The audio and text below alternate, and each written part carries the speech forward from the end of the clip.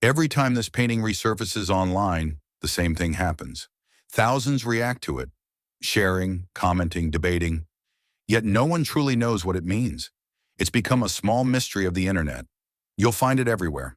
Reddit threads, art forums, Instagram posts, always surrounded by speculation and theories. Some call it a masterpiece, others find it disturbing, but everyone agrees it's hauntingly powerful. Painted in 1874 by Gustave Doré, it's titled Les Saltimbanques, or The Acrobats in English.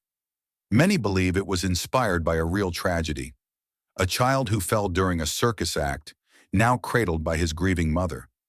Others see it as something far more symbolic, a hidden portrayal of the Virgin Mary and Christ, watched over by a strange, unsettling figure whose gaze alone has sparked endless interpretations.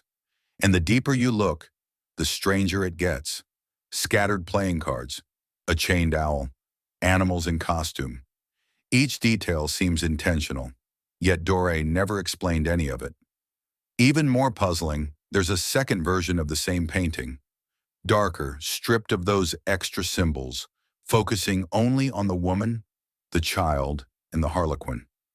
Gustave Doré was among the most celebrated artists of the 19th century, best known for his extraordinary illustrations.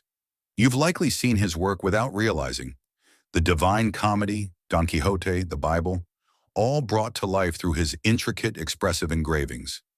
Yet despite his fame as an illustrator, Doré longed to be recognized as a painter. Critics, however, never fully embraced him. They saw his paintings as too dramatic, too narrative, not high art enough. But Doré never stopped painting, and when he did, he turned his focus toward the overlooked.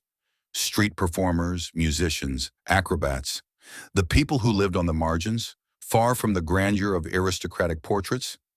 He was drawn to the poetry of ordinary life, especially the circus, a world of spectacle, struggle, and emotion. And from that fascination, this painting emerged.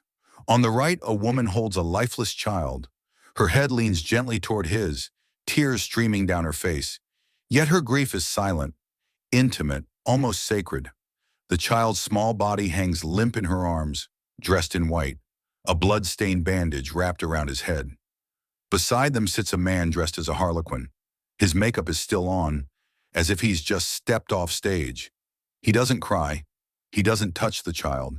He simply stares, with a look that could mean guilt, disbelief, or unbearable sorrow. That tiny detail, the makeup, changes everything. It suggests this tragedy unfolded mid-performance, that the show has truly ended. But who is he? The father? Another performer? Or something else entirely? Some claim Doré based the scene on a real event, an accident during a tightrope act.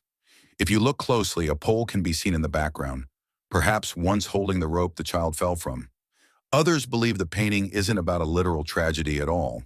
To them, the woman embodies the Virgin Mary, the child symbolizes Christ, and the harlequin represents something darker, a silent presence of evil or despair, observing without intervening. Every element adds to the mystery: the scattered cards, a symbol of fate, the chained owl, wisdom bound or death restrained, the dressed dogs, mourning like humans.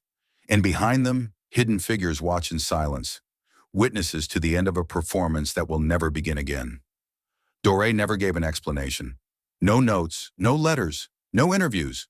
Just this frozen moment, heavy with grief, faith, and unanswered questions. And that's what makes it so powerful. Was Doré telling the story of a real tragedy, or was he painting something timeless, a reflection on loss, love, and the fragility of life itself? I'd love to hear what you think. What do you see in this painting? Let me know your interpretation in the comments. If you enjoyed this breakdown, don't forget to like the video and subscribe for more art mysteries. Thanks for watching till the end, and I'll see you in the next one.